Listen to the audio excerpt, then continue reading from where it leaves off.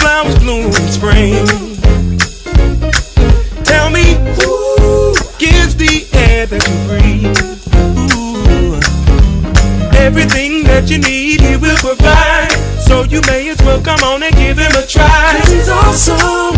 Ooh, he's awesome. He's awesome. What would I do without him?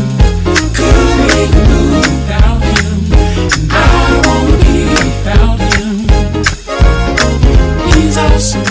Greetings, people of God, and welcome to ZMR Ministries. Thank you for joining us tonight for What's the Issue Wednesday. I know you may be wondering, where is Pastor Z? Well, as you know, we are leading up to her birthday, and this series is going to be a little bit different tonight because we are putting Pastor Z in the hot seat, and she's going to get the opportunity to tell us how she is the blueprint.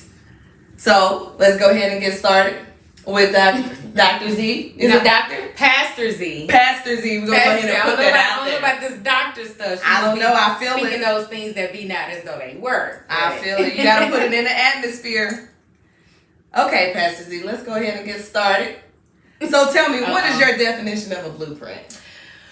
Well, my definition of a blueprint is really like a grid. When I think about it, I think about, when a construction worker is building a building. I'm a writer and an actress, so I think about an outline. You see the entire bigger picture of what it's supposed to look like, what it's supposed to become, but the details are not all there. You just see the framework, and I think that's what a blueprint is. You know what? Now I see how everybody feel in this seat, because I'm sitting here and I'm like, wait a minute, I feel a little nervous. Just a little bit. It's good. Okay, so we know that you have a blueprint, right? So you're telling us when construction gets started, there's a blueprint. So right. You have an architect that comes up with a plan that says, okay, this is our idea of what this house or what this construction is going to look like. Right. Okay, so is a blueprint necessary in order to build? Of course. I mean, it's almost like I keep comparing it to writing, right? Whether you're writing a script, whether you're writing a book, whether you're writing whatever you're writing, you have to have the end in mind before you ever start. And so how do you start to build a thing if you don't even know where you're going? The blueprint is to give you, it's the vision. Right? When you think about someone building a condo or a community or a company or whatever it is, it starts out with their blueprint, with a format. They start out with a vision statement. It gives, when they're building up a residential neighborhood or they're gentrifying, an area, they show you a model. Right? And that's what a blueprint is. It's the model of what it's supposed to look like when it's all done. Don't look at the empty lot. Don't look at the beat up community. Don't look at the rundown buildings. Don't look at any of that. There may be just pasture in those streets. No sign of life under or other than it being rural. And so when you think about a blueprint, it's giving the person the vision of this is what it's going to look like. I think it's so necessary to have that because, it's a guideline. And along the way, when you start building or even before you start building, you're being very intentional about supplies. You're being very intentional about direction. When you bring other people in to help you build, it helps you say, we got to stop this, or we got to undo that, or we got to add this, because it's not looking like the format. It's not looking like the vision board. It's not looking like the model that we had in mind when we first began. So I think it serves as a guide to keep you on track. And sometimes, honestly, it's necessary because you may create a vision for it, right? And you're going along, and then along the way you say, this is not gonna work. This isn't that's not gonna lead us to the end goal. And so now we gotta restructure. We gotta go back and redefine something or throw in something. You may encounter some problems that come along the way, and you're like, okay, at first we didn't think about this, but we may want to go ahead and add that.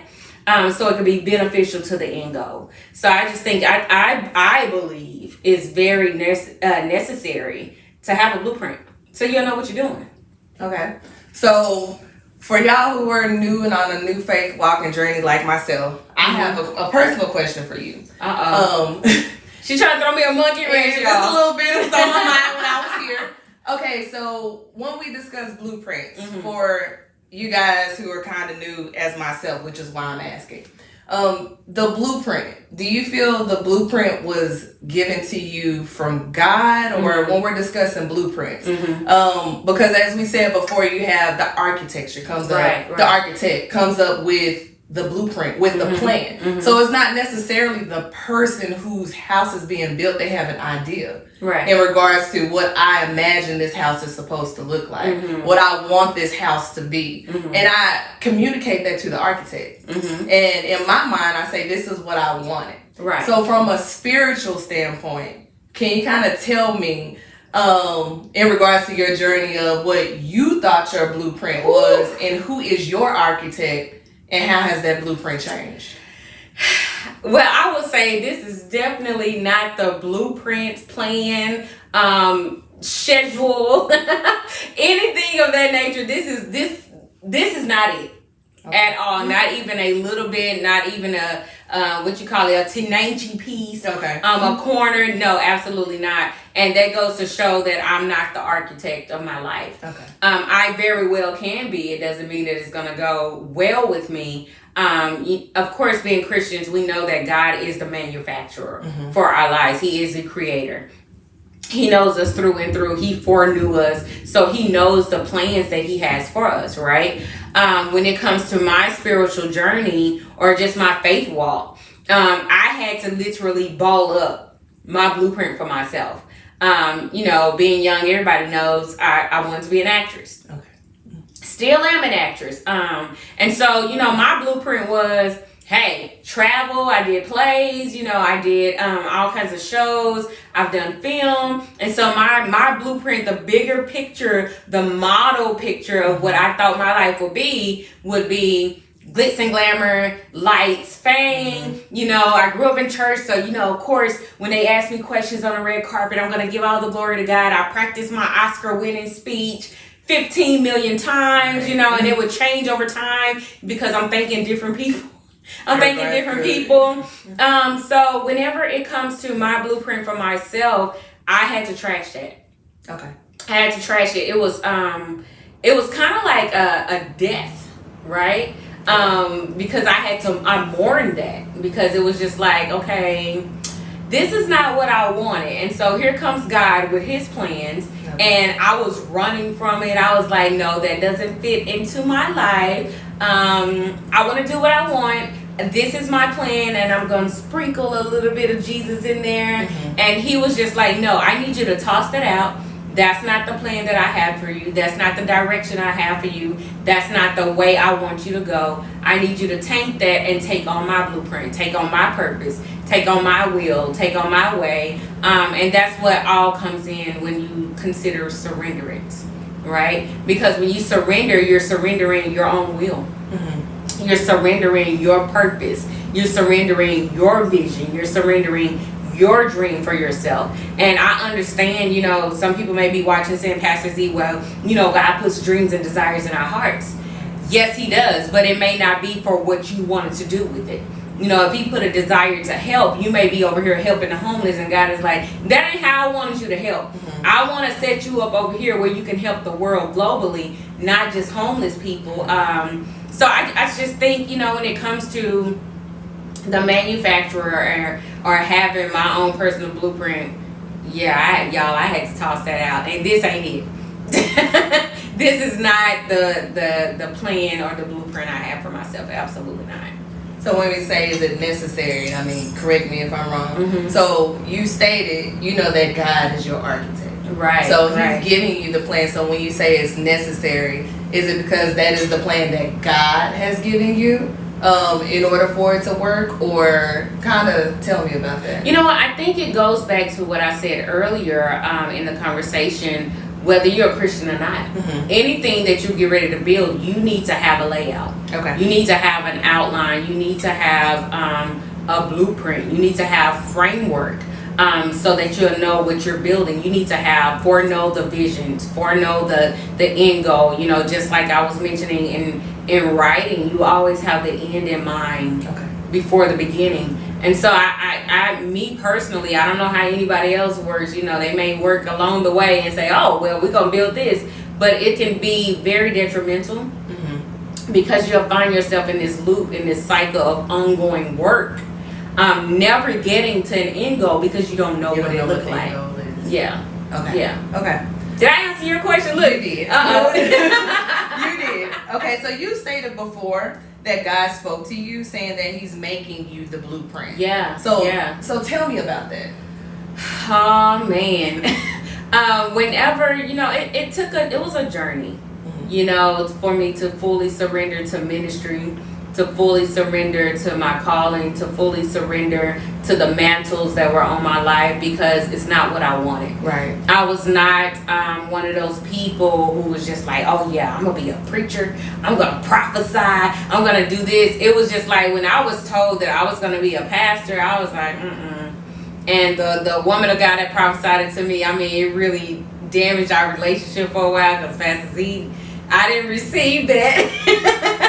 I didn't receive it, and not only did I not receive it, I had some choice words to go along with it, because they were constantly like, you gonna pastor. I was like, use a lot. Amen. You can add some other words in there, but I had my own agenda. Right. I had my own agenda. And what was the question? Oh, I'm the blueprint. Okay, see, now I understand how y'all feel. Yes. So what happened was, I remember this like it was yesterday. It was the year 2012. And the Lord was telling me to do some things. He was directing me. He was giving me revelation. I was having dreams. He was giving me vision. And he was telling me what I was going to be doing. And so whenever, you know, I start somewhat saying yes, things were happening along the way. I didn't really know where to begin. I didn't have a mentor. I didn't have what people consider a spiritual mother and father. I didn't have someone taking my hand, walking me through the process. Okay. And so I remember calling out to God, and I was crying. I was like, I don't have a mentor. How am I supposed to know what to do? You know, if you come from a family of doctors, once you get somewhere in the process and you feel lost, or you feel like, okay, what do I do next? You can call home to your other family members or friends, you know, your community of doctors that you know about, and say, hey, what do I do about this? For some advice. Exactly. Like whatever field you're in, you know, you would have that. Well, for me, I didn't. Okay. And so when I prayed and I said, Lord, I don't have anybody to go to. I don't have anyone who's giving me direction and clarity. I don't have anyone that says, Zanya, I went through this too. This is what you do. This is how you do it. I didn't have a mentor, spiritual mom, dad, I didn't have that. And so God said, you don't need them to be your blueprint. I don't need you modeling yourself after anybody. I don't need you fashioning yourself after anybody. I am your blueprint. And I'm making you a blueprint. And so I was like, okay, God, you are my blueprint because you created me. Right. And so that's what we get it from, on earth as it is in heaven, right? Because anything that we're establishing in the earth should reflect what's already in heaven. And so when he started speaking to me and saying, I'm making you the blueprint, he was telling me, you know what, Zanya, when somebody else that's locked up inside of you down the road, and they're going through the same thing, and they're saying, what do I do? Now they have you as a reference. Right. Everything that I went through along the way, every step that I made, every mistake, whatever you want to call it, God was saying, Zanya, I'm making you the reference point. And I didn't want to hear it. And it's so interesting because I remember in 2004, I got a prophetic word, and the same woman that told me I was going to pastor, she gave me a word, and she said, you know, you're going to have to go through so much so that millions of people can be delivered. And I didn't want to hear it because I was like, I'm already going through a lot. You know, it's my time to come out and to thrive and this and third. And when I think about 2004 to now and all the tumultuous things I've been through, the trials, the tribulations, the humbling experiences, the wilderness, I get it. I get it. I mean, I was 21 at the time. I'm 38, almost 39. And there's no way I could have foresaw what the Lord was showing her, because I was just like, I look at my 21-year-old self and I'm like, girl, you ain't know nothing. You know, when it comes to spiritual process, warfare, all of those things, that's in the making of your blueprint, that's in the making of your spiritual DNA, that's in the making of your structure, your layout, your framework. When God says, Zanya, I'm making you the blueprint, now when he gives someone a word and says, this is what I want you to do, I want you to start a ministry, I want you to do this, I want you to do that, and they say, Lord, show me somebody, now they have a blueprint. Here's Zanya's life, here's Zanya's walk, here's Zanya's journey, that you can look at and serve as a way to assist you along the way. If that makes sense. It does. It does. So as you say with the blueprint, and you weren't giving anyone, right? You know, in a sense to see that. Tell me, what was the point, like the breaking point for you, or like the acceptance point? What was it that turned around where you said, okay, God, I don't have these spiritual leaders, I don't have this. And kind of like the point where you said, and are you at that point is a question. Yeah, I'm beyond that point. Okay. But like I said, the Lord told me that in 2012. Mm-hmm. It took 6 more years. Okay. For me to just really say, I surrender. I was surrendering little parts. Okay. And so, you know, some people, they and kudos to y'all for those who say I surrender and they surrender everything. Mm-hmm. For me, it was like I surrendered this part, and then I surrendered that part, and then I surrendered this part. And so it was happening in parts. And I can say I made my journey a lot more difficult. Okay. But it was needed because it was breaking things off of me. It was pushing things out of me. Mm-hmm. God was pushing things in me. He was removing people from my life. He was restructuring my perception. He was restructuring the way that I think, how I respond, how I act. He was taking me through these series of tests. Okay. That was really growing and maturing me spiritually, that I would not have done on my own.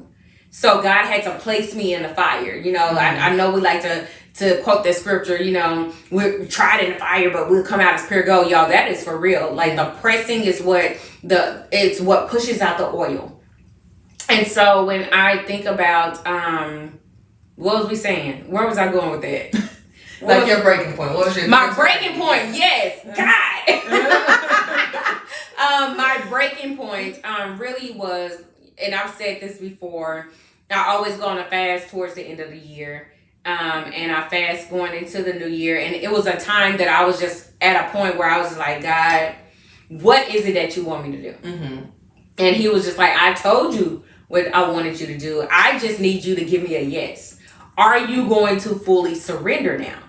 And I was like, surrender. And finally, it was one of those things where I kind of put God to the test. Okay. Where I was like, oh, you want me to surrender? Okay, I'm going to give up all of this, and I'm just going to do what you told me to do. And he was like, okay. No, wait, that conversation didn't go as planned. And so what ended up happening was when I did it, I meant it with my whole heart. Mm-hmm. You tire yourself out running. And I can admit a lot of the reason I was running is because, like I said, I had my own vision for myself. Mm-hmm. Secondly, it was just like, I'm not worthy. You know, I'm not the one that this should have fallen on. This mantle was supposed to go to somebody else. Mm-hmm. And I was the least likely. And so it was one of those really David experiences, mm-hmm. where you have these siblings or other people that you know that you feel like is more qualified, that they've given themselves more, that they're the model for it. And I didn't feel like that was me. And so once I surrendered, that was my breaking point in 2018, December 2018. Okay. So almost 3 years. That was my surrendering or breaking point moment. And I'm still, I mean, you know this, I'm still struggling with, are you sure that it's me? Like, no, it couldn't be me. You know, it must be somebody else. I'm still in awe of all of this. Mm-hmm. Like, Pastor Z, no way. Like, no way. I mean, even with that, you know, with the pastor title in front of my name, when people was like, Pastor Robinson, I was like, ugh, that sounds too official. I was like, Z, I'm Pastor Z. Right. You know, I needed something that was, I guess, that reflected me. And still, your identity is still right. there. And that was very important to me. I mean, the thing is, when you do surrender to God, you lose your identity for His. But the thing is, God doesn't want us to lose our identity. He just wants us to know our identity in Him and carry that out. And so it's like, forget the I guess the mask that you put on for yourself. Mm-hmm. Forget the character you put on for yourself. Forget the image that you put on for yourself. Forget all that and seek me for the image I had in mind for you. Right. Take on that identity and run with it. And so it was a lot of things that I put pressure on myself, thinking I had to lose certain characteristics of my personality, certain traits. I thought I had to be real serious all the time. Mm-hmm. You're now a pastor, you know, this, that, and third. And I thought I had to be extra deep. So I would find myself, you know, whenever I would be laughing too much, I'm like, oh no, you know, I can't be laughing at that. You know, if I'm in a group text or I'm laughing at something on Facebook, I'm like, oh no, you know, I can't do that. You know, I was struggling to find a balance. And in all honesty, I still struggle to find a balance, because I'm like, Lord, I know how you're dealing with me in my personal closet. Right. And you're giving me some really harsh words and this, that, and the other. How do I balance it out? Is it okay for me to laugh over here and then turn around and say, destruction is coming? Destruction is coming. And so so now I've gotten to the point where it's just like, this is who I am. Right. You know, people need to see that we're not just superficial, that we're not just super deep, that we're not just all spiritually minded, no earthly good. We're relatable. Right. Yeah. So yeah, that's it for me. It's really learning a balance so I can remain relatable to other people. Mm-hmm. Yeah. And what you were saying, kind of in regards to you saying, where I feel like I'm the lesser or in the back, and that's the struggle that you had with yourself. It also kind of reminds me, since we're talking about blueprints and homes and, you know, construction and things like that. I don't know if y'all sometimes watch the shows where they take these old houses and houses where people were kind of like, okay, it didn't look worth anything to a lot of people. And a lot of people overlooked this home. Somebody else had a vision for it. They had a vision for it, and they said, well, we can just do this change here, we can do this here, and all of a sudden this home is worth millions, and it looks completely the value different. Goes up. Yeah. Correct. It looks completely different than what the common eye would see. And that's what it kind of reminds me of, is when God is looking at us, He's saying, no, you don't see the beauty that I see that's already hidden inside of you. Right. But if you allow me to work you over, and if you allow me to do the things that I have put in you, and the purpose I have put in you, what I have planned for you, it's not even to what you can imagine and what I have set forth. You know what? It reminds me of months ago when I did a Mood Swing Monday called Renovate. And that's what it is. You know, we do things to ourselves. We take ourselves through different struggles. We open ourselves to attacks, and life beats us up. Some things, it's not even us. It's things that people did to us, things that people put on us. And so what happens is, you know, we do become this rundown shack. We become the ugly house on the corner that nobody wants. Nobody wants to invest in. Oh, bulldozer that house, run it down. And then it takes someone with a vision to come in and say, no, this could be renovated. You know, this is a rare jewel. You just got to see it. And so, like you said, some people are not willing to make the investment. But the thing about God is, He's always willing to redeem. Right. He's always willing to buy us back. He sees value and worth in us when everybody else wants to run us down and throw us away. And so in a sense, you know, God, ambassadors of Christ, which are you and I, God makes us architects, right? And what I mean by that is, I'm not taking the glory away from God, but what I mean by that is, it takes a designer.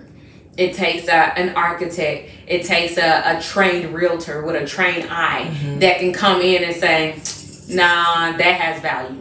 That has worth, because they're getting downloaded information from God concerning you. and they're saying, don't cast her to the side. No, she don't look like nothing now. You know, he don't look like anything now. He's getting talked about right now. Right. But I'm telling you, I know what God is showing me about you. And that happened to me a lot, especially in my younger years. People just thought I was a trip. Mm-hmm. And I was. You know, where they were just like, Zonya's silly. You know, she think everything's a game. She think everything. And then I was a free spirit, so I was always blowing with the wind, honey. Right. Whatever I wanted to do, I wouldn't study nothing. Don't do it. And so, you know, so people counted me out. Right. They counted me. I was not the person that they would pick. But I remember my old first lady, in the church that I grew up in, I remember she looked at me and she said, "Baby, you don't see it, but you the one." And I was just like, "Honey, I'm just trying not to go to jail." These people get on my nerves. I'm not showing up to prayer because I'm trying to be an intercessor. I'm showing up to prayer because I'm like, God, if you don't help me, I'm going to lose our mind. Right. But it was a setup. Yeah. And I remember she was like, "You're a prophet." And I was like, "I ain't trying to, no, that's okay. I don't have to have wonders and signs and have prophetic utterance. I don't have to have revelation, right, a rhema word from God. I don't need any of that." It really was just about survival. I got tired of being depressed. I got tired of being unhappy. I was in a tumultuous situation. And so me going into the prayer room wasn't about looking for revelation. Mm-hmm. It was an escape, because I was like, if I stay in this house, I'm going to jail. Right. You know what I'm saying? And but it was a divine setup. It was a divine setup, and it took people who had discernment, mm-hmm, who had their ear to God Himself, to have a download in them to look at me and say, "She's worth saving. She's right, worth salvaging. She's worth renovating." You know, you don't see the vision. You may want to throw away. You just say, "Forget Zonya." But I remember her looking at me and she was like, "Baby, you the one. If you could see," I remember she was prophesying to me, mm-hmm, and she said, "If you could see what I see, God is going to get the glory in your life. People are going to marvel at your life. They're going to be in awe." And I was crying because I was just like, does that mean I'm going to be on a red carpet? You know, am I going to win an Oscar and have millions of dollars? But now I get it, mm-hmm, even though it hasn't fully manifested. Right. Just a little that that God is doing now, and just that I've become, people are really amazed. Which, mm-hmm, you know that personally. Mm-hmm. People are really amazed. You know, they expect me to be a certain way. Right. They expect me to respond a certain way.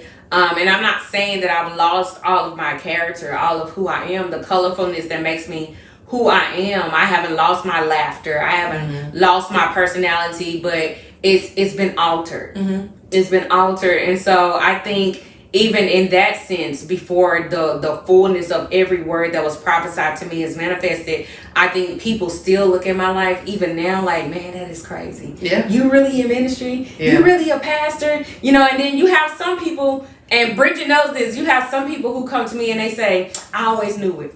Right. "I always knew it. I'm not surprised by that at all." And I'm surprised. I'm like, "Are you serious?" What? They're like, "No, you always had it. Yeah.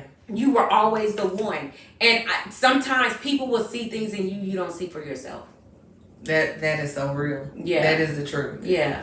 You know, and in saying that, so when we talk about transitioning. She's smiling, y'all. Yeah. You talk about transitioning, and you talk about a change, and you, mm-hmm, talk about not having a blueprint, mm-hmm, and then you talk about how God has called you, and you know He's making you the blueprint. Mm-hmm. So you go from not having one to being one. Oof. And that's kind of like not being a star to being a star. You know. So tell me, how much pressure is it to be the first one with no example to follow? Oh my gosh, it feels overwhelming. Mm-hmm. It feels crushing at times. Okay. Sometimes you feel like you can't breathe. Mm-hmm. Sometimes you feel unprepared.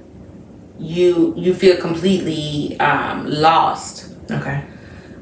Not having anyone to go to, even though you have a prayer circle, even though you have people who are spiritually inclined, that God has put in your inner circle, they've never done what God is doing through you. Right.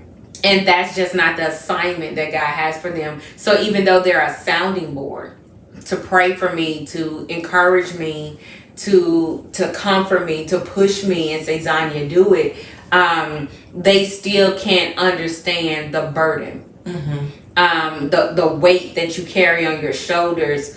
And that gets hard. That's why it's so important that you stay at the feet of the Father. Right. The pressure is it's I can't even explain it. Like, there really are some days where it's unbearable, and she knows that, and I don't really voice a lot. By the time I zone out a lot of times. Sometimes Bridget literally has to be like, listen, you don't have to talk to me about what's going on, but I know something is going on. I just want you to know that I'm here. Or she'll call and say, I'm just checking on you. I don't want to bother you. Just check in and let me know you're okay.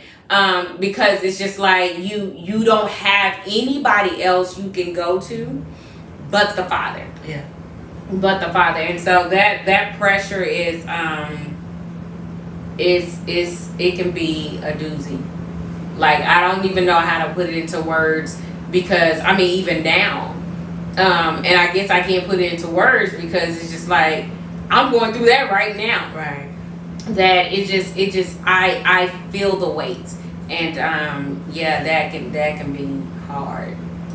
And I've watched her go through it, and it is something that's hard to watch as a friend, because a lot of times and that's even when you have, say, someone who's lost a family member or a parent or something like that, you really don't know what to say. And especially if you still have both of your parents, it's kind of hard to say, oh, I understand. Well, how do you understand? You can have sympathy, but you can't empathize. Right. And a lot of times when you're going through things like that, people really don't want to hear it anyway, because you're just trying to deal with what's happening in the moment, and you're not really looking for someone to fix it. Right. Sometimes it is just the ability to be able to vent. And what I've been able to watch myself with her is that a lot of times when you're in ministry or when you're prophetic, people pull on you.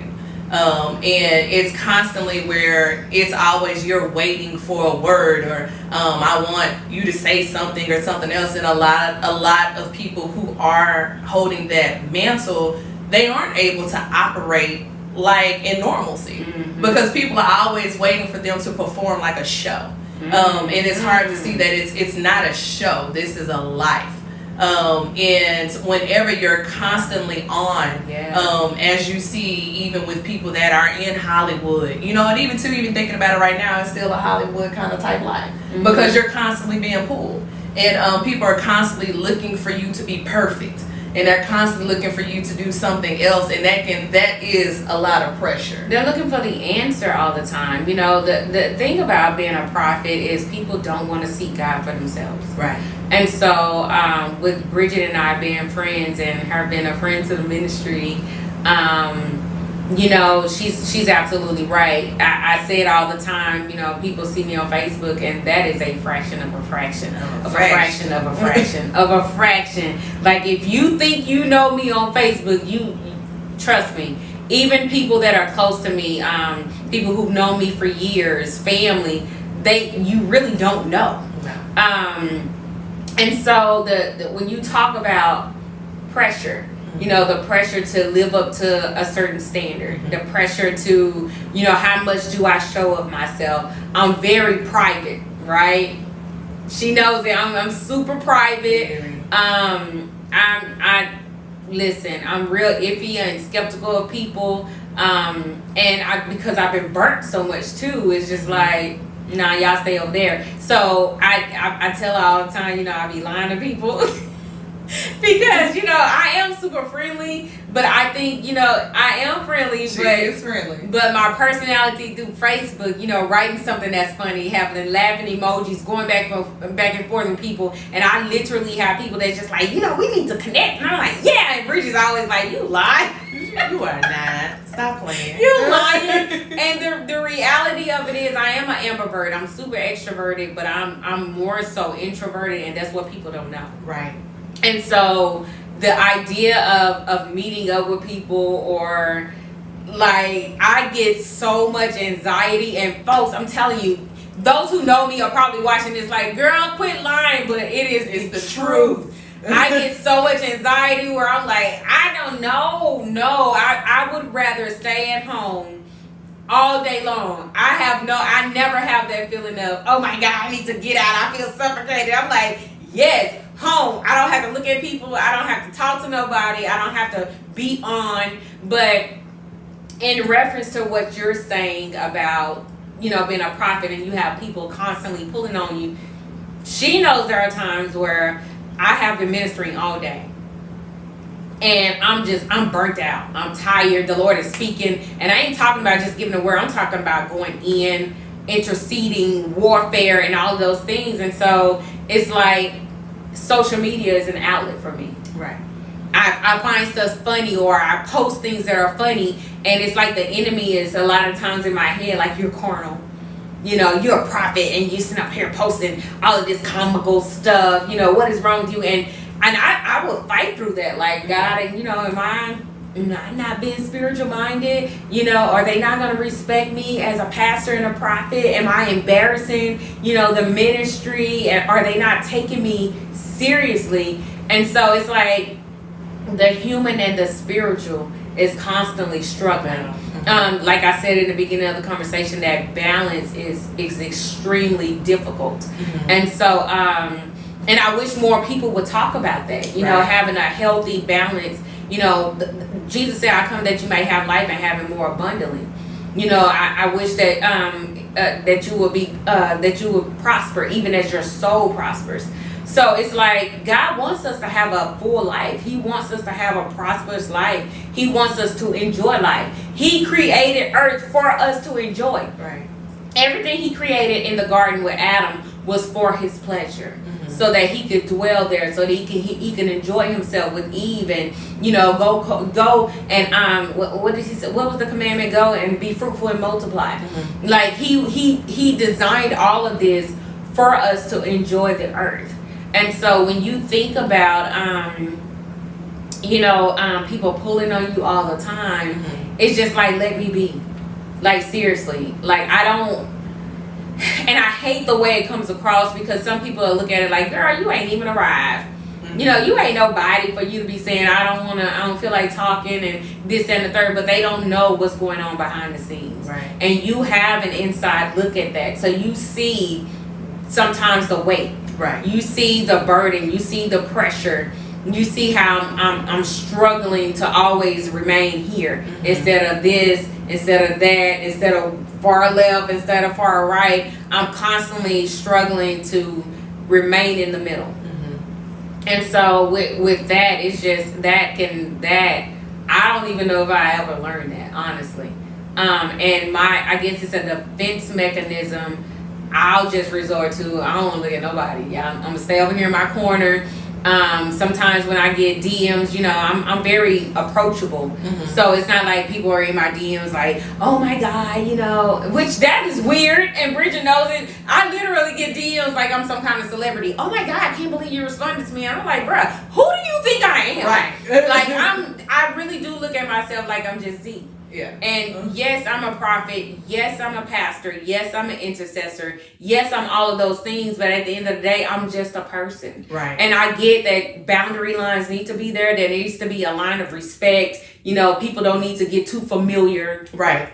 With who I am, and I get that. But it's like at the end of the day, I really do just see myself as Z. And Pastor Woodard tells me all the time, you've got to get that out of your head. Like, you got to get it out of my head. So I don't know if it's just maturity.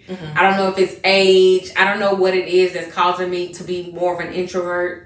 The older I get, the quieter I become. My inner circle knows I am a goofball. I'm a trip. I will have you cracking up. Some of the stuff that come out of my mouth. Bridget is my filter. She'll give me that look, and I'll be like, let me change that up. But so she helps me keep that healthy balance. Amen. But it's not easy. It's not easy. And I like to cook. So Yes. Yes. It kind of reminds me of of a pressure cooker.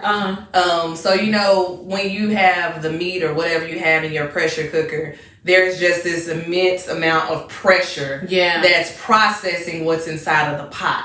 But there's a release valve on the top. And then with the user who's releasing it, you have to be careful, because if you release it too fast, it can be dangerous. And it can burn you, and it can cause injury. Or you can allow it to kind of release on its own. So to me, when you're speaking, I kind of hear about the balance that's there, because if you can't figure out a healthy balance in between, okay, how do I deal with this pressure? How do I figure out how to still be myself? How do I get through all of this? You're going to eventually either hurt yourself, because the meat or whatever's inside the pot is not going to come out correctly, or you're going to hurt the person around you. And that's the main thing on trying to figure out, okay, how do you naturally allow this pressure to release? You know what? And sometimes you can't gauge it yourself. And so God will put people in your life that will help you gauge. That can discern, that can see and say, okay, I'm sensing this. Why don't you shut your phone off? You know what? You need to get out the house. You know what? Why don't you go do this? Or Bridget, you know, she's so sweet, y'all. She'll be like, check your account, and she'll be like, cashed out me some money. And I'm like, girl, you don't need to do that. She's like, I wanted to do it. Buy yourself some ice cream, you know, or buy yourself a new wig. A wig, yes. I'd like one wig and some ice cream. Like, it's good to have friends like that, and it's not about you need it. It's not about you can't afford it. It's about they notice that you're being pulled on, you're being drained, or the weight of everything you're calling is heavy on you. And so it's good to have people who can discern that around you, that will do kind gestures like that, which is a kind gesture, because I got braids right now, but y'all know Pastor Z and her wigs, that those are my best friends. Amen. But yeah, it's good to have yourself surrounded by people, not only to just cover you, not only to pour into you, but to notice the small things that when you just need a friend, when you just need an Aaron and Ur to hold your arms up so you can continue to have the victory like they did for Moses. So that's important as well, to have the proper people around you to help you journey through the hard times. When it's too heavy, they can help you carry it the best that they can. Now, they can't do your assignment like almost like Lord of the Rings, you know, where Sam carried the ring for Frodo just for a little bit. You know, you gotta have people that are spirit filled, because they'll take it and try to run with it. You know, it'll overtake them. But you know, you need you a Sam in your life that's just like, I see this is heavy for you, so I'm gonna help you carry it. But you're the one that can. You're the only one that can take it to the final, exactly, to the finish line. And so, that's really important. That's an important aspect. So in saying that, this is a question that I have. When it comes to pressure, with you having to deliver a word to someone that's been given to you, do you feel the pressure of feeling like they have to succeed? Or I'm going to give this word and it's up to me, you know, to make sure that they follow through or they finish it. Do you feel pressure from that area? I used to. As a young prophet, you do go through that. You're like, you want people to listen. You want them to accept it. In the beginning, you want that because it gives you validation. It kind of affirms you. You know, that the pressure of wanting them to hear, because you can sense, you can feel what they're gonna have to encounter, or you can see, or God shows you the end result, and you're just like, you care, you know, and you want them to listen. But honestly, the older I've gotten, the more I've matured in my office of a prophet, in my gifting, in my anointing. I don't care. And you know that personally. When I give a word, you ain't got to receive it. Right. You don't have to receive it. You can say, I've had people cuss at me. I've had people get mad because I gave them a word and they've actually betrayed me. They've cut out our friendship. I've had people, you know, call me a false prophet, Jezebel. Right. You operate in this wanton spirit, you a self-proclaimed prophet, and all of this stuff, or just flat out you get the extra churchy people. I don't receive that. The devil is a lie. I denounce that right now. And I'm like, Okay. That used to hurt my feelings. I used to run back like, God, oh my God, this, that, and third. Now I don't care. I mean, you know that. I'm going to tell you what it is. You can receive it or not. And I'm going to be like, well, God bless you. And I'm going to, listen, I'm not going to be burdened with that. Then when the Lord is tearing your behind up, because I get it all the time. It's not comical, but it is in a sense, because they'll call me and be like, remember you gave me that word? Yeah. That's actually happening right now. No. Are you serious? Well, the Lord spoke it. Well, sis, what do I do? Or how do I? And I'm like, I told you. Mm-hmm. This could have been avoided. And I think sometimes people may perhaps, because I'm not the prophet that gives you words that's just like, you're going to be rich. You're going to get a husband. I see multiple cars in your parking lot. No, I am a prophet of old. I am that person, those prophets in the Old Testament that tells you, you better do A, B, and C. God's finna get you. He gonna kill your mama. He gonna kill your daddy. He gonna kill your family. You gonna lose your job. You gonna lose this. I am that prophet that when people get a call from me, they like, what now? Go ahead. Right. Bridget say, or I just say, hey, I was praying today. Just gonna tell me, lay it on me. Look, and it's not. I used to dread that, but now I fully accept who I am. I'm comfortable and confident in who I am. I don't care what you call me. I will laugh in your face. Mm-hmm. There are some people that I can admit who have dealt with it the wrong way. They get a word and they, like I said, some people have ran off and betrayed me. Some people have done other things. So I'm human. And of course, the Z in me, that old me wants to come out and be like, oh, that's what you said. Oh, that's what we doing. Right. And then the Lord got to muzzle my mouth because it doesn't matter. He will fight your battles. Right. And if it's if the Lord spoke it, it's going to come to pass. Right. Period. It's not going to fall to the ground. One word will fall to the ground. So no, I don't feel the pressure of having to please people. I don't feel the pressure of wanting to give them a good word. Mm-hmm. This is who I am, and I struggled for years. I'm telling you, I battled with it for years because I wanted to be that prophet that gave great words. I wanted to be that prophet. Now people was like, Pastor, or just Zanya at the time, prophetess, this, that, and the third. But now I'm like, child, I don't care. Y'all listen. Y'all ain't listening. God finna tear you up. This is coming. That is coming. And you better take heed. If you don't, God bless you. And so I don't, in that regard, ain't no pressure. Do you? And see, that growth right there has helped in taking some of that unnecessary pressure off. Yeah. And that is a crucial way to be sustainable, is to not continue to carry on unnecessary pressure. Now, I will say there are some words that the Lord give me, and I be like, why? You could have gotten anybody else. Right. Where I'm just like, I got to give it of all people. Right. And I know it's because the Lord has put a holy boldness in me. Mm-hmm.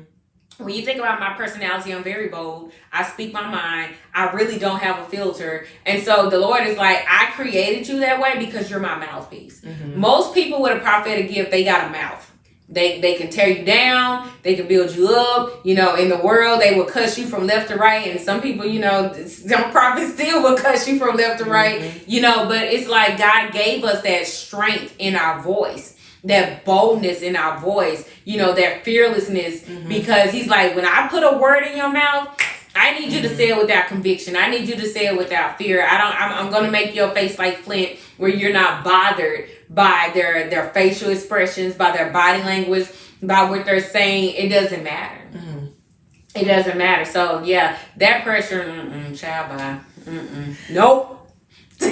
I'm almost 40. I'll be 39 this year, but I'm like, baby, y'all, child, gonna die then. That's that part where you say the filter's not there, because she be there. It should be all that. Okay, so I know, that you've been through a journey. Yeah. And that there has been a lot of different things that you've had to encounter. Some ups, some downs, some highs, some lows. And, it always amazes me that a lot of people say, I want what she has. Oh. In regards to that. And a lot of people don't realize what comes with those type of mantles. Right. And all of that goes into being a part of your testimony. Mm-hmm. And it's a lot of times where a lot of people, I know when I was doing nutrition, people would tell me, well, you don't know what it feels like, to be there because they haven't seen my journey of the ups and downs and the highs and lows. So do you believe that your testimony is more effective because your journey is so unique? Yeah, I do. And that's not to rain or diminish anybody else's testimony. I think the more colorful your testimony is, the more relatable, the more effective. And all the highs and lows I've been through, of course, have humbled me. Right. It has really taught me a medium. I do believe it's more effective because you have more relatability. Yeah. You have more for people to draw from. That I should say. A lot of people do come to me because I share my story. I share my testimony. I'm always like, child, I done been through that. You know how they say, I got the t-shirt, I got the keychain, I got this, honey, I got it all. You name it. I have a house full of paraphernalia in that area because I've been through it. I think since my story or my journey is so unique, and that just the effect that it's having now without being global, without having a huge name, without having huge backing, just to see the effect it's having right now, I can only imagine the lives that are going to be changed and transformed once God elevates, once God put me on a bigger platform, once He opens that door. Me personally, if you haven't gone through a lot or enough, then it's like, yeah, you can encourage me, but you really can't relate to me. Right. You really haven't experienced that type of pain. You really haven't experienced that type of suffering. You haven't experienced that type of depression. You haven't experienced suicide. So, when I was going through a phase where I was suicidal and I would talk to certain people, some of the reactions I got was making me feel shame. Right. Was you call yourself a prophet, you call yourself this, you can't pray yourself out of that. That's just stupid. Why would you feel that way? But I understand when I start testifying about it, you get a lot more people in the body who are honest. That's just like, man, I was suicidal too. I felt that I still struggle with it. And I'm like, I still struggle with it. The enemy comes into, and it gets easier. Right. Of course, now when the enemy try to put those thoughts in my mind, I'm like, Satan, Lord, rebuke you. I bind that in the name of Jesus. I plead the blood of Jesus on my mind. I put scriptures over my mind. But there was a time where I wasn't strong enough to do that. And so I had to be accountable. So what I would do is I would reach out to people who I knew had my best interests at heart. I would reach out to people that I knew would pray, that I knew would cover me, that they will make me be accountable. And I just think when you're honest about your journey, and the uniqueness of your journey, you don't try to hide your dirt. You don't try to hide I'm broke. You don't try to hide I'm scared. Right. She knows. I will be honest and say transparent moments. This is how I'm feeling. Right. Even though you look at me like, Zanya, you're on another level of faith, you're on another level of this. I'm not, I don't have a mantle like that. And I'm like, I want you to understand that just because you think my ranking is high in the spirit, that I still have fear. Right. I still have pain. I still have feelings, all those types of things. That's what I think makes your testimony colorful and therefore more effective. But again, it's not to rain on anybody else's testimony. Like, your testimony ain't worth nothing. It will reach the people that it needs to reach. That it's supposed to reach. Yeah. And I can say one thing to me that's so important, and then I can see about being honest about your testimony, is that it doesn't make you unreachable. Unattainable. And it's a lot of times where people are crying out and they're reaching out and they may not have anyone. So for me to know that, there's a response back when there's a legit DM. In regards to that, about that you really are reaching out for helping. You really are wanting to something that your testimony, one, is honest. And then two, I think where we lose a lot of people is that when you've reached a certain status, you become untouchable. And there's no way for some people to get to you. You still do have to be guarded, because some things still have to be filtered. I'm not saying that you should be wide open to anybody, because that's why it's important to have a circle around you that can discern, and that can also help you say, okay, no, she can't take this right now, or anything else, and know who needs to get through and who does not need to get through. But when it hits a point to where you can say, oh, this person went through that too. They understand what's happening, because a lot of times we like to wrap up our process in this gift wrap and make it look like it's beautiful, and we didn't have to struggle to get here, and when I did struggle, I'm over it now, and it's the best, and I'm good and everything else, not knowing when you going home, you in a ball crying. And you know what? I think the biggest misperception, is that a word? Today it is. Yeah, whatever. That people get is they put you in this glorified state. Yes. And a lot of times, I'm telling you, I get a lot of DMs that are just like, I had this dream. What do you think? Did you pray? I don't know. Or like one person reached out to me and was like, I need a word right now. The word is go fast, pray, and read your Bible. Right. Like, I'm not walking around in a glory cloud all day. I got bills like everybody else. I don't want to be bothered like everybody else. Sometimes I'm chilling and doing my own thing like everybody else. Like, I'm not walking around saying, Lord, give me a word for every person. This and I dream enough. Okay, I already don't sleep. You know what I'm saying? I'm constantly in warfare.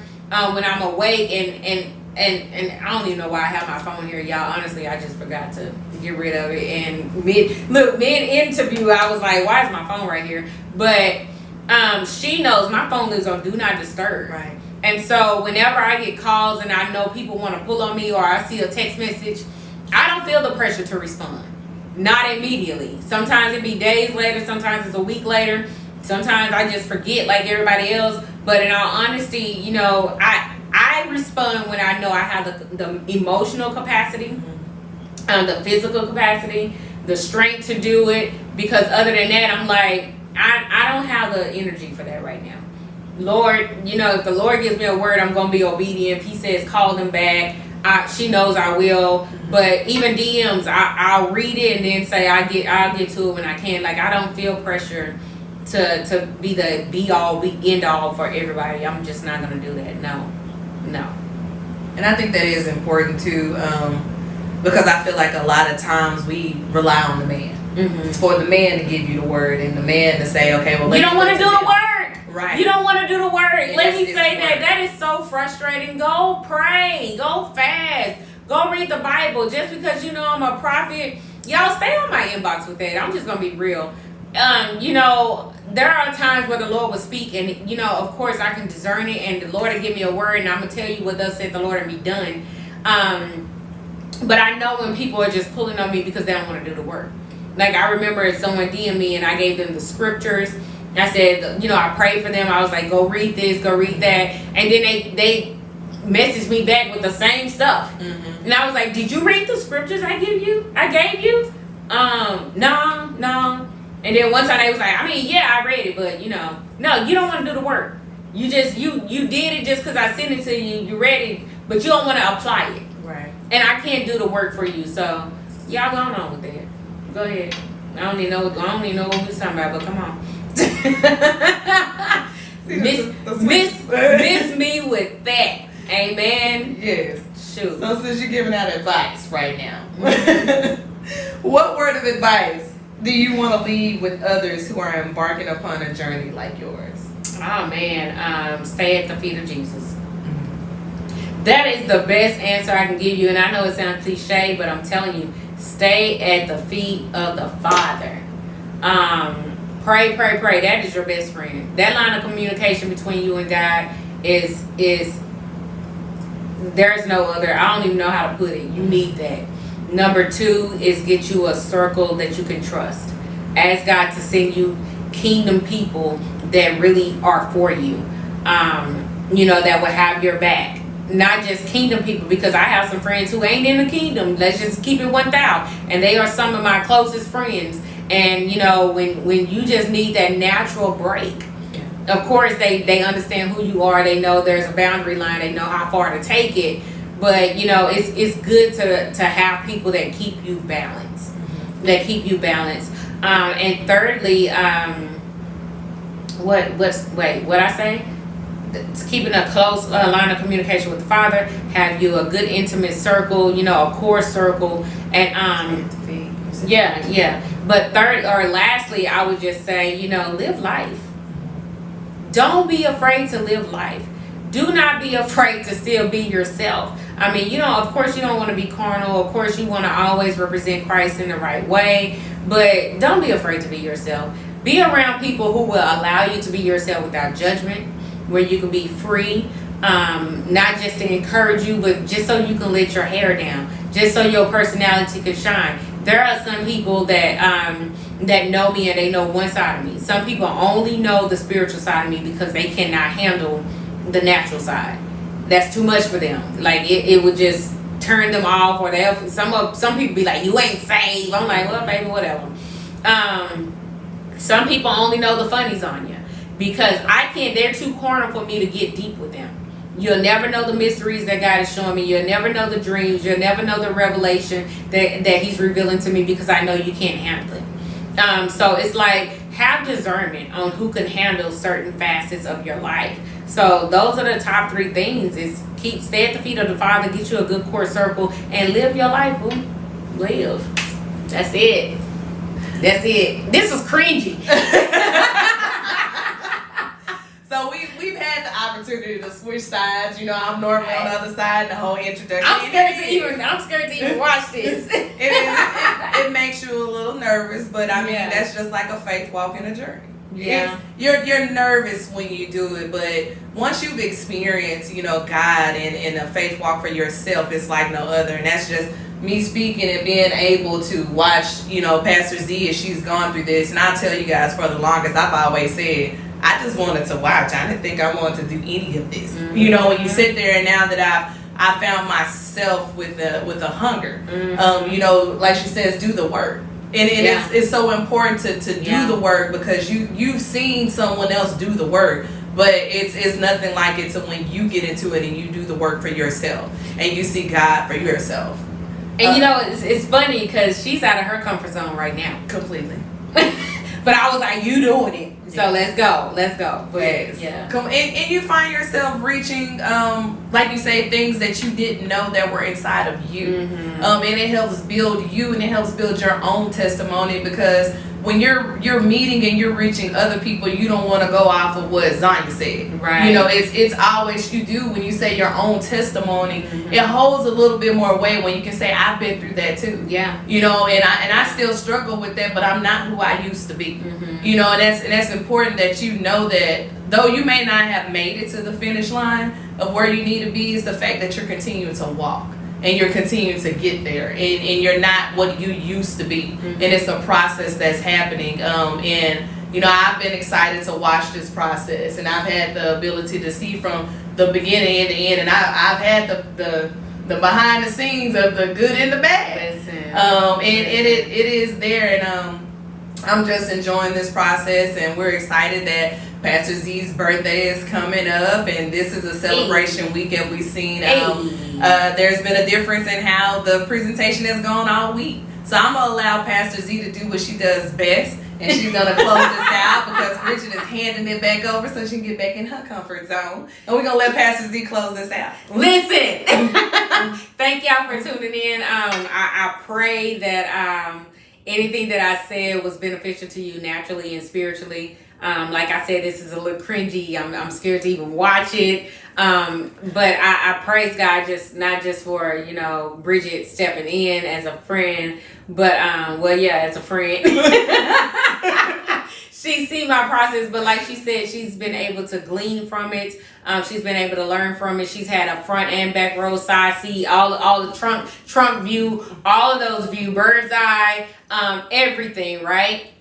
But one thing that I can say is, you know, with God making me the blueprint, she is an example of the word that he gave, saying that so many people will be able to be delivered. Her walking through her faith journey and where God has taken her is still difficult, but it's a lot easier, because then she looks at me and say, well, I remember you went through this. I remember, you saying this. Well, I've watched you, and I'm like, girl, welcome to the club. That's what I tell her all the time. Welcome to the club. Now you see how I felt. But I pray that this was a blessing. I pray that you take whatever nuggets that I shared, that you take it and you take it into prayer. That you allow God to make your life a blueprint. Because you may be looking at Pastor Z and saying, man, the Lord gave me that same word. Now you understand that you're not alone. That you have somebody else who is a point of reference, where God can really show himself more powerful and get the glory out of your life. But listen, it is my birthday week. Friday is my birthday. I'm super excited. I will be 39 years old. I'm unashamed. It's going to be my last year in my 30s, and I'm super excited. God has done so much in this last year, and I can't imagine what he's getting ready to do in my new year. Not January 1st, not just Rosh Hashanah, but in my new year of my life. I am excited, and I pray that I can be even more of a blessing. Listen, tomorrow is Bible study. It's Walk the Word. Y'all know it's Thursday, so we're going to be walking the Word. I have a for real revelatory word, that a prophetic word that God is going to be releasing, and so make sure you tune in tomorrow on ZMR Ministries at 8 p.m. Eastern Standard Time for Walk the Word. Bridget, thank you for putting me in a hot seat and being the host for tonight. Y'all did, like I said before, it's a little cringy and I'm scared to watch it, but she did an excellent job. Kudos to Bridget. Tune in tomorrow at 8 p.m. Eastern. I was going to say Central. Eastern Standard Time for Walk the Word. Thank you for supporting at ZMR Ministries on Facebook, Instagram, Twitter, what I'm missing, YouTube. Make sure you subscribe. If you missed this episode live, you can always go and watch it on the Facebook or YouTube page, okay? Thank you guys for joining me. Y'all, these braids are killing me. I need to take these braids out. But thank you for tuning in. I'm just so excited. This birthday week it's been different but exciting. So thank y'all for celebrating with me this week. My official birthday is Friday, but make sure you tune in tomorrow for Walk the Word. God bless y'all. I love y'all. See you tomorrow. Bye. Make a plain, listen to what I say. The man in me. I've been down before, but now I'm UP. I've got the same body upgrade, mind, body, brains, and put that on everything. I'm moving forward. Don't wanna look back. I got my life and I got it on track. Gotta keep it pushing, so let's bring it back.